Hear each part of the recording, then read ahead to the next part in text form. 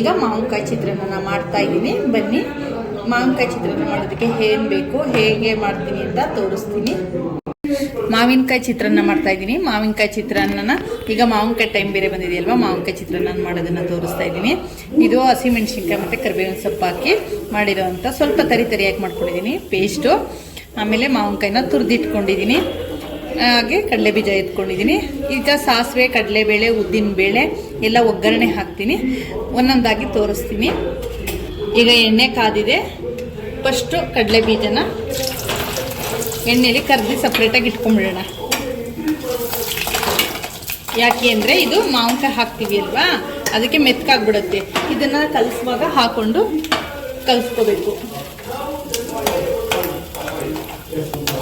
ಅದಕ್ಕೆ ಫಸ್ಟು ಕಡಲೆ ಬೀಜನ ಕೆಂಪುಗೆ ಸ್ವಲ್ಪ ಅದು ಒಂದು ಸ್ವಲ್ಪ ಇದಾಗಬೇಕು. ಏನಂತಂದರೆ ನಾವು ತಿನ್ನಬೇಕಾದ್ರೆ ಗರಂ ಅಂತ ಸಿಕ್ಕಬೇಕು. ಆ ಥರ ಕರೆದಿಟ್ಕೊಂಡ್ರೆ ಸರಿಯಾಗುತ್ತೆ. ಇಲ್ಲ ಅಂತ ಅಂದರೆ ಮಾವಿನಕಾಯಿ ಒಳಗಡೆ ಇದ್ದರೆ ಸ್ವಲ್ಪ ಸಾಫ್ಟ್ ಮೆತ್ತಗೆ ಸಿಕ್ಕಿದ್ರೆ ಕಡಲೆಬೇಳೆ ಆಗಲಿ ಮತ್ತು ಇದಾಗಲಿ ಅಷ್ಟು ಚೆನ್ನಾಗಿರಲ್ಲ. ಈ ಥರ ಸ್ವಲ್ಪ ಕೆಂಪು ಮಾಡಿಟ್ಕೊತೀನಿ. ಇಷ್ಟಾದರೆ ಸಾಕು, ಗರಿಯಾಗಿ ಸಿಕ್ಕಲಿ ಅಂತ ಅಷ್ಟೇ. ಮಾವಿನಕಾಯಿ ಚಿತ್ರಾನ್ನಕ್ಕೆ ನಾವು ಕಡಲೆ ಬೀಜ ಹಾಕಿದ್ರೆ ತುಂಬ ಜಾಸ್ತಿ ಹಾಕಿದ್ರೇ ಚೆನ್ನಾಗಿರುತ್ತೆ. ಹುಳಿ ಖಾರ, ಸ್ವಲ್ಪ ಖಾರ ಮುಂದೆ ಇರಬೇಕು ಇದಕ್ಕೆ. ಈಗ ಇದು ಎತ್ತಿಟ್ಕೊತಾ ಇದ್ದೀನಿ. ಇವಾಗ ಇದಕ್ಕೆ ಸಾಸಿವೆ ಎಲ್ಲ ಹಾಕ್ತೀನಿ. ನಾನಿಲ್ಲಿ ಕೈ ಅಳತೆ ತಗೋತಾ ಇದ್ದೀನಿ. ನಾವು ದಿನ ಮಾಡಿ ಅಭ್ಯಾಸ ಇರುತ್ತಲ್ವ, ಅದಕ್ಕೆ ನೀವು ಇಷ್ಟಿಷ್ಟು ಅಂತ ಸ್ವಲ್ಪ 1 ಟೀ ಸ್ಪೂನಷ್ಟು ಹಾಕ್ಕೊಂಡ್ರೆ ಸಾಕು. 1 ಟೀ ಸ್ಪೂನಷ್ಟು ಹಾಕ್ಕೊಂಡ್ರೆ ಸಾಕು. ಜಾಸ್ತಿ ಮಾಡೋದಾದ್ರೆ ಸ್ವಲ್ಪ ಜಾಸ್ತಿ ಹಾಕ್ಕೋಬೇಕಷ್ಟೇ. ಇಬ್ಬರಿಗೆ 1 ಟೀ ಸ್ಪೂನಷ್ಟು ಸಾಕು. ಸಾಸಿವೆ ಹಾಕ್ಕೊಂಡಿದ್ದೀನಿ. ಸ್ವಲ್ಪ ಚಟಪಟ ಅಂತ ಬರಲಿ. ಆಮೇಲೆ ಕಡಲೆಬೇಳೆ ಹಾಕೋತೀನಿ. ಸಾಸಿವೆ ಚೆನ್ನಾಗಿ ಸಿಡಿದ್ಮೇಲೆ 1 ಟೀ ಸ್ಪೂನಷ್ಟು ಕಡಲೆಬೇಳೆ, ಒಂದು ಅರ್ಧ ಟೀ ಸ್ಪೂನಷ್ಟು ಉದ್ದಿನಬೇಳೆ.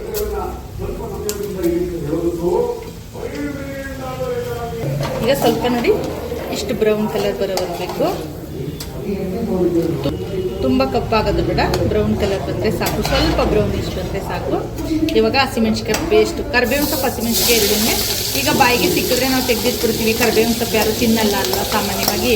ಈ ಥರ ಹಸಿಮೆಣ್ಸಿಕಾಯಿ ಮತ್ತು ಕರಿಬೇವಿನ ಸೊಪ್ಪನ್ನ ಸ್ವಲ್ಪ ಅಂದರೆ ತರಿಯಾಗಿ ಪೇಸ್ಟ್ ಮಾಡಿಕೊಂಡ್ರೆ ಸಾಕು ಮಿಕ್ಸಿಲಿ. ಈ ಥರ ಸ್ವಲ್ಪ ಹಸಿ ವಾಸನೆ ಹೋಗೋವರೆಗೆ ಫ್ರೈ ಮಾಡಬೇಕು.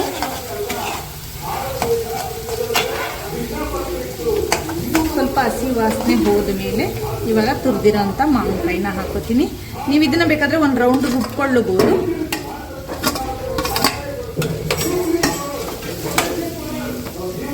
ಒಂದು ರೌಂಡ್ ರುಬ್ಕೊಂಡ್ರು ಚೆನ್ನಾಗಿರುತ್ತೆ. ನೀವು ಹೀಗೆ ಹಾಕಿದ್ರೂ ಚೆನ್ನಾಗಿರುತ್ತೆ. ಬೇಕಂದರೆ ನಾವು ಹಸಿಮೆಣಸಿನ್ಕಾಯಿ ಮತ್ತು ಕರಿಬೇವಿನ ಸೊಪ್ಪು ಹೇಗೆ ರುಬ್ಕೊಂಡ್ವೋ ಅದೇ ಥರ ಇದನ್ನು ರುಬ್ಕೋಬೋದು. ಒಂದು ರೌಂಡ್ ರುಬ್ಕೊಂಡ್ರೆ ಸಾಕು.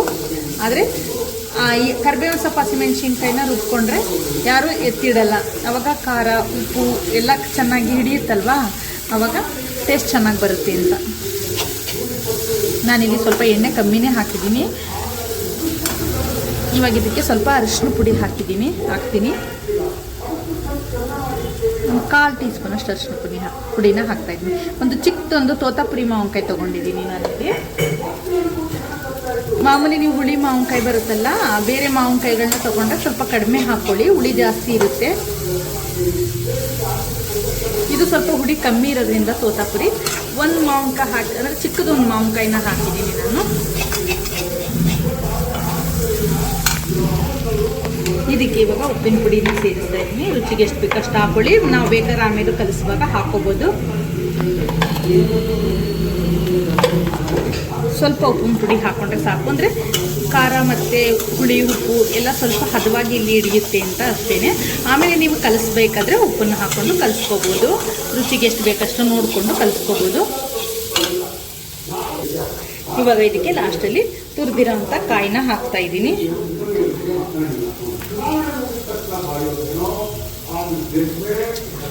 ಸ್ವಲ್ಪ ಒಂದು ಕಾಲು ಭಾಗ, ಒಂದು ಹೋಳಲ್ಲಿ ಕಾಲು ಭಾಗದಷ್ಟು ಕಾಯಿ ತುರಿದಿರೋದನ್ನ ಹಾಕ್ತಾಯಿದ್ದೀನಿ. ಕಾಯಿ ತುರಿದ್ಬಿಟ್ಟು ಲಾಸ್ಟಲ್ಲಿ ಹಾಕ್ಕೊಂಡು ಕಲಿಸ್ತಾರೆ. ಹಂಗೆ ಮಾಡಬೇಡಿ, ಏಕೆಂದರೆ ಚಿತ್ರಾನ್ನ ಹಾಳಾಗುತ್ತೆ ಬೇಗ. ಅನ್ನ ಕಲಿಸಿದ್ಮೇಲೆ ಹಾಳಾಗುತ್ತೆ ಬೇಗ. ನೀವು ಸ್ವಲ್ಪ ಈ ಮಾವಿನಕಾಯಿ ಜೊತೆ ಹಾಕೊಂಡ್ರೂ ಪರವಾಗಿಲ್ಲ, ಅಥವಾ ಆಮೇಲೆ ಹಾಕೊಂಡ್ರೂ ಪರವಾಗಿಲ್ಲ. ಸ್ವಲ್ಪ ಹೊತ್ತು ಒಂದು 2 ನಿಮಿಷನಾದ್ರೂ ಈ ಥರ ಒಗ್ಗರಣೆ ಒಳಗಡೆ ಅದು ಕಾಯಿ ಬೇಯಬೇಕು. ಆವಾಗ ಒಂದು ಸ್ವಲ್ಪ ಇದು ಚೆನ್ನಾಗಿ ಸ್ವಲ್ಪ ಕಾಯಿ ಎಣ್ಣೆ ಮತ್ತು ಇದ್ರೊಳಗಡೆ ಸ್ವಲ್ಪ ಬೇಯಬೇಕು. ಮಾವಿನಕಾಯಿ ಕಾಯಿ ಮತ್ತು ಎಣ್ಣೆ ಒಳಗಡೆ ಸ್ವಲ್ಪ ಬೆಂದರೆ ಆವಾಗ ನಿಮಗೆ ಅನ್ನ ತುಂಬ ಮಧ್ಯಾಹ್ನ ಸಂಜೆ ತನಕ ಇಟ್ಟರು ಹಾಳಾಗಲ್ಲ ಅಂತ ಅಷ್ಟೇ. ನೋಡಿ ಚಿತ್ರಾನ್ನದ ಗೊಜ್ಜು ರೆಡಿ ಆಗಿದೆ. ಇವಾಗ ಕಲಿಸ್ಕೊತೀನಿ. ಅನ್ನ ಹಾಕಿ ಗೊಜ್ಜು ಎಷ್ಟು ಬೇಕು ಅಷ್ಟನ್ನು ಹಾಕ್ಕೊಂಡು ಸ್ವಲ್ಪ ಗೊಜ್ಜನ್ನ ಎತ್ತಿಟ್ಟು ಕಲಿಸ್ಕೊಂಡಿದ್ದೀನಿ. ಈಗ ಇದಕ್ಕೆ ಎಷ್ಟು ಬೇಕಷ್ಟು ಕಡಲೆ ಬೀಜನ ಲಾಸ್ಟಲ್ಲಿ ಹಾಕಬೇಕು. ಲಾಸ್ಟಲ್ಲಿ ಹಾಕಿ ಬಡಿಸುವಾಗ ಲಾಸ್ಟಲ್ಲಿ ಹಾಕಿ ಬಡಿಸಿದ್ರೆ ಚೆನ್ನಾಗಿರುತ್ತೆ. ನೋಡಿ ಈಗ ಮಾವಿನಕಾಯಿ ಚಿತ್ರಾನ್ನ ರೆಡಿಯಾಗಿರುತ್ತೆ. ಇವಾಗ ನೋಡಿ ಮಾವಿನಕಾಯಿ ಚಿತ್ರಾನ್ನ ರೆಡಿಯಾಗಿದೆ. ಇಷ್ಟೇ. ಇದಕ್ಕೊಂದು ನಮಟೆಕಾಯಿ ಉಪ್ಪಿನಕಾಯಿ ಹಾಕ್ಕೊಂಡು ಚಿತ್ರಾನ್ನ ತಿಂತಾಯಿದ್ರೆ ತುಂಬ ರುಚಿಯಾಗಿರುವಂತಹ ಚಿತ್ರಾನ್ನ ರೆಡಿಯಾಗಿದೆ. ನೋಡಿ ಎಷ್ಟು ಚೆನ್ನಾಗಿದೆ ಅಂತ. ಹಾಗೆ ಈ ವಿಡಿಯೋ ನಿಮಗೆ ಇಷ್ಟ ಆಗಿದ್ದರೆ ಲೈಕ್ ಮಾಡಿ, ಶೇರ್ ಮಾಡಿ, ಕಮೆಂಟ್ ಮಾಡಿ. ಹಾಗೆ ಆದಷ್ಟು ನನ್ನ ಚಾನೆಲ್ನ ಯಾರ್ಯಾರು ನೋಡ್ತಾ ಇದ್ದೀರೋ ಪ್ಲೀಸ್ ಅವರೆಲ್ಲರೂ ಸಬ್ಸ್ಕ್ರೈಬ್ ಮಾಡ್ಕೊಂಡು ನೋಡಿ. Thank you for watching.